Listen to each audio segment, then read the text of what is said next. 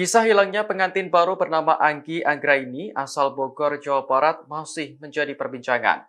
Pasalnya, ia kabur sehari setelah menikah untuk menemui mantan kekasihnya Adriaman Lase di Jakarta. Kapolsek Rancabungur, Ibtu Hartanto mengungkapkan, Andriaman ternyata tak tahu jika Anggi sudah menikah. Saat ditanya soal status Anggi, ia dengan percaya diri menjawab bahwa Anggi masih kekasihnya. Pengakuan itu disampaikan Adriaman saat mediasi bersama suami sah Anggi, Fahmi Husaini, pada Sabtu 8 Juli lalu. Mendengar hal itu, Fahmi pun langsung berbisik kepada polisi dengan nada pasrah. Pasalnya, perempuan yang baru saja dinikahinya lebih memilih sang mantan kekasih. Fahmi pun akhirnya memutuskan untuk menceraikan Anggi Anggraini.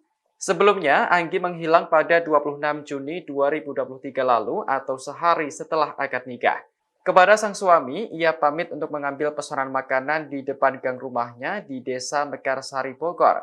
Namun tak disangka, Anggi justru menemui mantan kekasihnya di Jakarta. Ia juga sempat pergi ke rumah orang tua mantan kekasihnya itu di Medan, Sumatera Utara. Hingga akhirnya Anggi diminta pulang oleh keluarganya dan mendarat di Bandung.